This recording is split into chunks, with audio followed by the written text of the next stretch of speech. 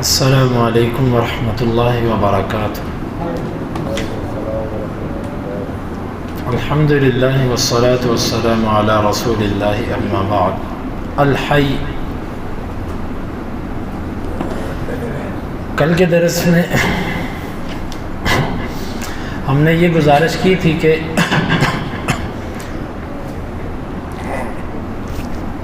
آیت الکرسی کے شروع میں ایک دعویٰ ہے، اللہ لا الہ الا ہو، اللہ اس کے سوا کوئی عبادت کے لائق نہیں ہے، یہ ایک دعویٰ ہے۔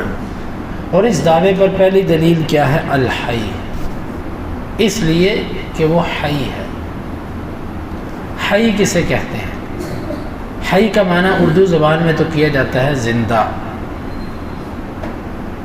لیکن اللہ تعالیٰ کے لیے جب یہ لفظ آئے گا تو اس کا مطلب یہ ہوتا ہے کہ کبھی اس پر عدم رہا ہی نہیں۔ حیات کا جو مد مقابل ہوتا ہے وہ عدم ہوتا ہے۔ عدم کا معنی ہوتا ہے کسی چیز کا نہ ہونا، یعنی ایسا نہیں ہوا کہ کوئی وقت آیا اور اللہ نہیں تھا، اور ایسا نہیں ہوگا کہ کوئی وقت آئے اور اللہ نہ ہو۔ یعنی زمانہ ماضی میں کبھی ایسا نہیں ہوا کہ اللہ تعالیٰ کو عدم تھا، وہ نہیں تھا، اور مستقبل میں ایسا نہیں ہوگا کہ اللہ رب العالمین نہ ہو۔ کل من علیہا فان ویبقى وجہ ربک ذو الجلال والاکرام، ہر جو کوئی ہے اس کو فنا ہے سوائے رب العالمین کی ذات کے۔ اللہ رب العالمین کے لیے حی کا معنی یہ ہے کہ وہ ہمیشہ سے تھا، اس پر کبھی عدم نہیں آیا، کبھی اس پر موت اور کبھی اس کے اوپر ایسا نہیں ہوا کہ اس کا وجود نہ ہو۔ اللہ زندہ ہے، یہ دلیل ہے اس کے الہ ہونے کی، کیونکہ الہ وہ ہوتا ہے، عبادت اس کی ہوتی ہے کہ جو اپنے عبادت کرنے والوں کے بارے میں علم رکھے۔ اگر کسی کو حیات ہی کسی کی نہیں، کوئی زندہ ہی نہیں، تو اسے کیسے پتہ چلے گا کہ میری عبادت کی جا رہی ہے؟ توجہ کیجئے اس بات پہ۔ اگر حیات صفت نہ ہو تو عبادت کرنے والا عبادت کرتا رہ جائے اور جس کی عبادت کی جا رہی ہے وہ زندہ ہی نہیں ہے، اسے پتہ ہی نہیں ہے۔ گویا کہ یہاں پر ایک نظریہ دیا گیا کہ عبادت جس کی بھی کرنی ہے اس کے لیے صفت حیات ہونی چاہیے، صفت حیات۔ اور اللہ کی عبادت جب سے مخلوق اور کائنات بنی ہے اس وقت سے ہو رہی ہے، انسان کے پیدا ہونے سے نہیں، فرشتوں کے پیدا ہونے سے نہیں، جنوں کے پیدا ہونے سے نہیں۔ اس سے پہلے اللہ تعالیٰ نے سب سے پہلی مخلوق جو پیدا کی، اس کے بارے میں اہل علم کہتے ہیں کہ سب سے پہلی اول ما خلق اللہ القلم، سب سے پہلی چیز جو اللہ نے پیدا کی وہ قلم تھی۔ مخلوقات میں سب سے پہلی مخلوق قلم تھی، وہ بھی اللہ کی صفت کرتی تھی۔ پانی تھا، وہ بھی اللہ کی صفت کرتا تھا۔ اللہ کی تعریف شروع سے ہوتی آ رہی ہے، اللہ کی عبادت شروع سے ہوتی آ رہی ہے۔ اگر اللہ کے لیے صفت حیات نہ ہوتی تو عبادت کس کی ہوتی؟ تو معلوم ہوا عبادت اس کی ہوتی ہے جس کے لیے صفت حیات ہو۔ لہذا ہم جس سے بھی مدد مانگتے ہیں، کیا اس کے لیے صفت حیات ہے؟ اس کو تو فنا ہے۔ یا غوث عبد القادر جیلانی، غوث کا معنی کیا ہوتا ہے؟ مددگار، مدد کرنے والا، اے میری مدد کر۔ عبد القادر جیلانی، عبد القادر جیلانی رحمہ اللہ، ان کے لیے تو فنا ہے، وہ تو فوت ہو چکے۔ یا کوئی بندہ یہ کہتا ہے یا رسول اللہ صلی اللہ علیہ وسلم اغثنی، اللہ کے رسول صلی اللہ علیہ وسلم میری مدد کیجئے۔ کیا صحابہ میں سے کسی نے جنگ بدر میں، احد میں اور دیگر جنگوں کے اندر اور دیگر مشکلات میں یوں اللہ کے رسول صلی اللہ علیہ وسلم سے مدد مانگی؟ جن سے ہم عقیدہ لیتے ہیں، جب انہوں نے ایسا نہیں کیا، اللہ کے نبی صلی اللہ علیہ وسلم اس لیے نہیں آئے تھے کہ لوگوں کو کہیں کہ میرے سے مانگو، وہ لوگوں کو یہ بتانے آئے تھے کہ اللہ سے مانگو۔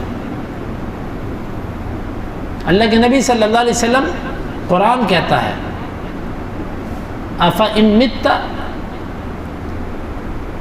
اے میرے پیارے پیغمبر صلی اللہ علیہ وسلم، قرآن مجید کے اندر اللہ تعالیٰ نے فرمایا انک میت فانہم میتون، بے شک آپ بھی فوت ہونے والے ہیں اور وہ بھی فوت ہونے والے ہیں۔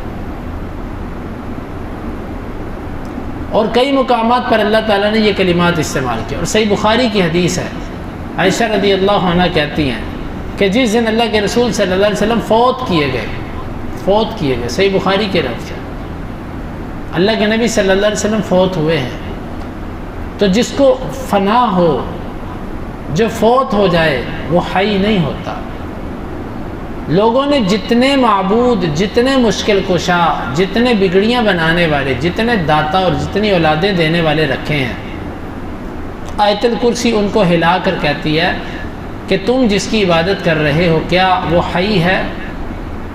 اگر وہ حی نہیں تو پھر تم اس سے مانگتے کیوں ہو؟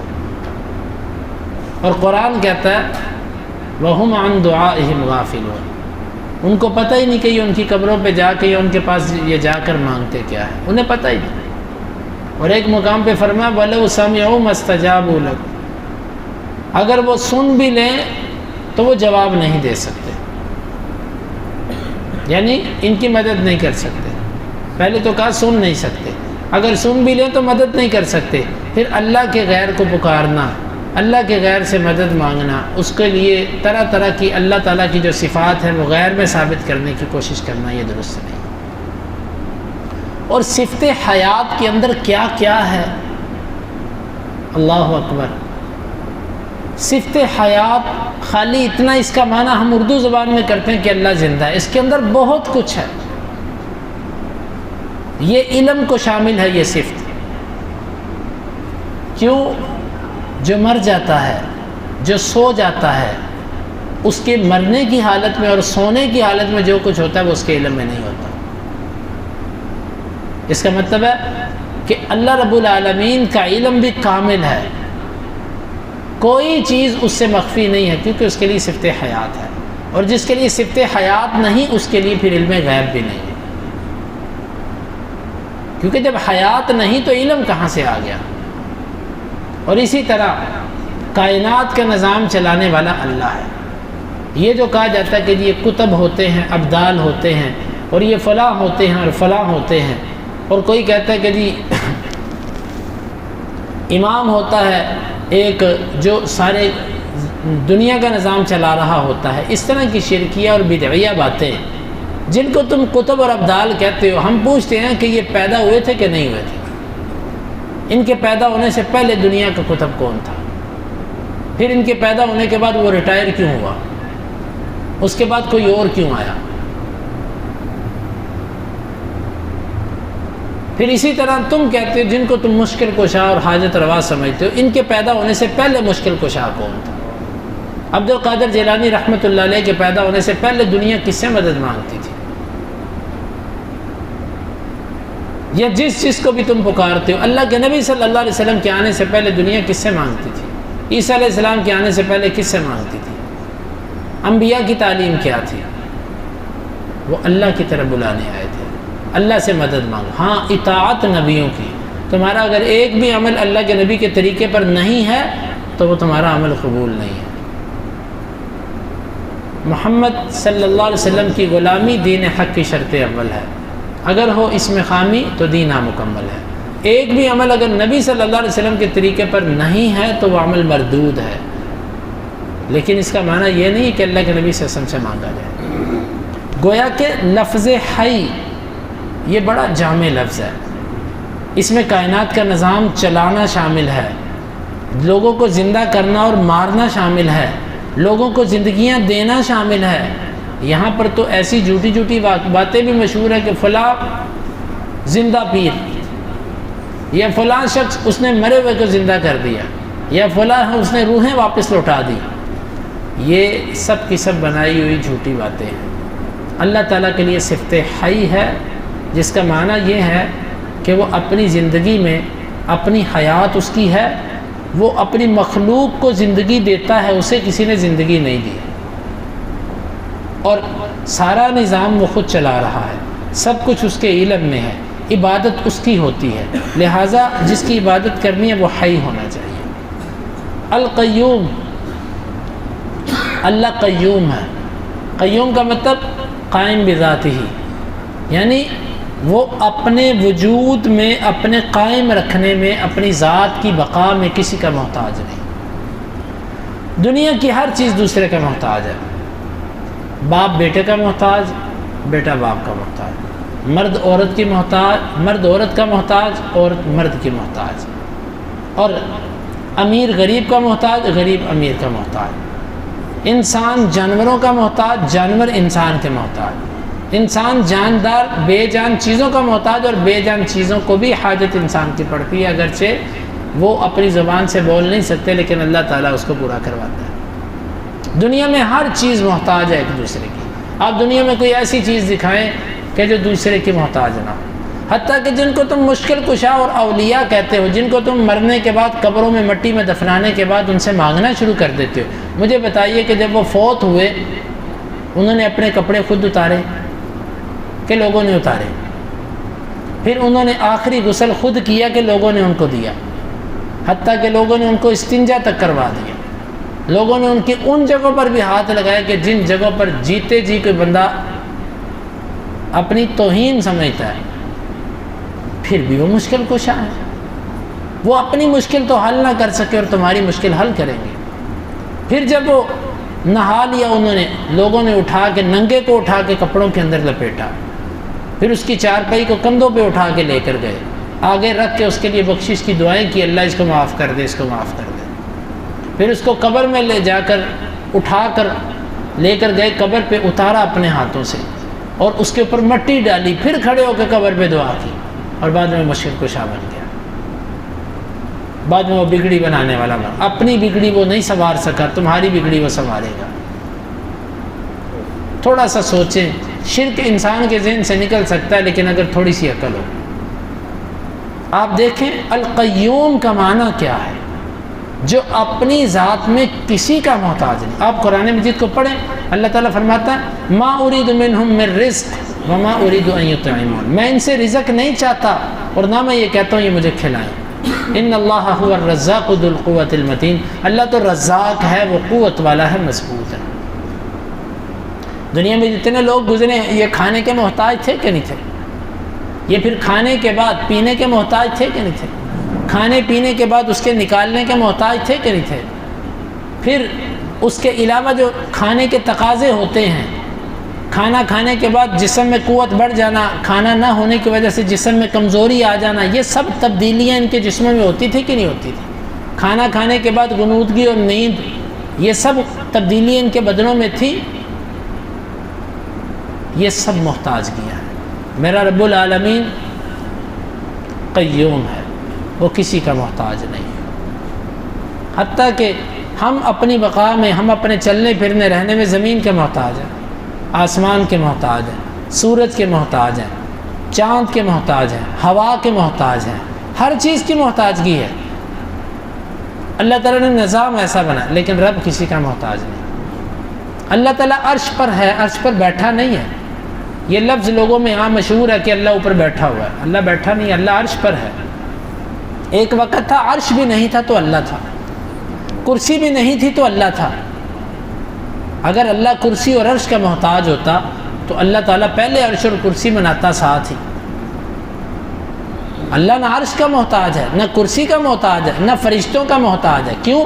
اگر اللہ تعالیٰ فرشتوں کا محتاج ہوتا جنہوں نے اس کے عرش کو اٹھایا ہوا ہے تو اللہ تعالیٰ فوری طور پر پہلے فرشتے بناتا تاکہ میری محتاجگی ختم ہو۔ اللہ کسی کا محتاج نہیں۔ القیوم کا معنی یہ ہے، اور لیکن افسوس ہم مسلمانوں نے اللہ کے لیے بڑی محتاجگیاں ثابت کی۔ ہم نے کہا کہ جس طرح چھت پہ چڑھنے کے لیے سیڑھی کی ضرورت ہوتی ہے، بادشاہ سے ملنے کے لیے وزیر کی ضرورت ہوتی ہے، تو اللہ تک پہنچنے کے لیے ان اولیاء سے تمہیں مانگنا پڑے گا۔ گویا کہ نعوذ باللہ ہم نے اللہ کو چھت سے تشبیہ دی اور اولیاء کو سیڑھی سے تشبیہ دی۔ جس طرح چھت سیڑھی کی محتاج ہوتی ہے، ہم نے نعوذ باللہ اللہ کو ان اولیاء کا محتاج کر دیا۔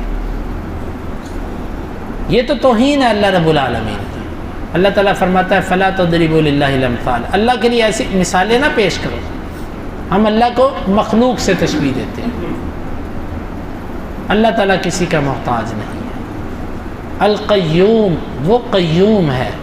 پھر کہتے ہیں جی اللہ تعالیٰ نے کائنات کا نظام کتب ابدال کو سونپ رکھا ہے، یہ قیوم کے منافی ہے، ہو ہی نہیں سکتا یہ کہ اللہ تعالیٰ اپنی کائنات کا نظام مخلوق کے حوالے کر دے۔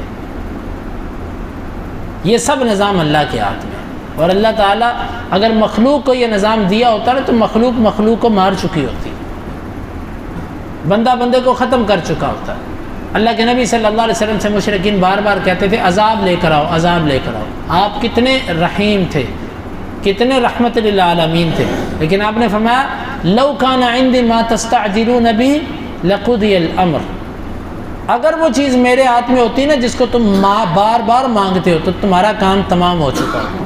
یہ ہے کہ نہیں ہے قرآن میں؟ اللہ نے کوئی چیز مخلوق کے ہاتھ میں نہیں رکھی، سب نظام اللہ تعالیٰ کے ہاتھ میں، کوئی کسی کو کچھ نہیں دے سکتا۔ القیوم، واللہ میں ان دو الفاظ کو بیان کر رہا ہوں، کتاب اللہ میرے سامنے اور اللہ میرے دل کو جانتا ہے، میں اس کا حق نہیں ادا کر سکا، میرے سے وہ بیان ہی نہیں ہو پایا۔ کچھ چیزیں ایسی ہیں کہ کچھ چیزیں مجھے سمجھ آئی ہیں، مجھے وہ بیان نہیں کرنی آئی، اور پتہ نہیں کتنی چیزیں ہیں اور پتہ نہیں کتنا بحر بے کنار ہے ان دو کلمات کے اندر جس کو میں سمجھ ہی نہیں پایا۔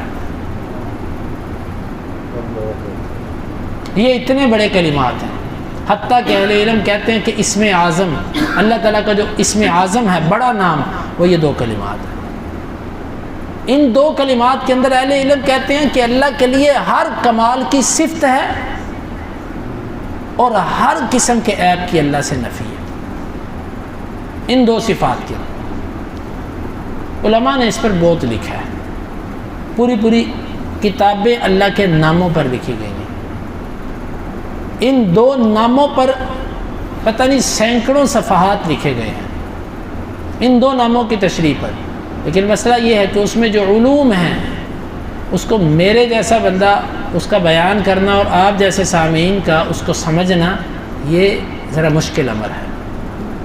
تو یہ اللہ تعالیٰ کے نام ہے، اس کے اندر بہت کچھ ہے۔ بہرحال پہلا دعویٰ تھا کہ اللہ کے سوا عبادت کے لائق کوئی نہیں، دو دلیلیں پیش کر دی گئیں، نمبر ایک الحی ہے وہ، نمبر دو قیوم ہے وہ۔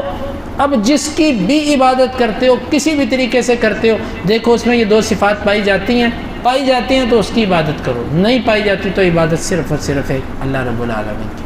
اللہ تعالیٰ سے دعا ہے اللہ تعالیٰ ہمیں سمجھنے کی اور عمل کی توفیق عطا فرمائے۔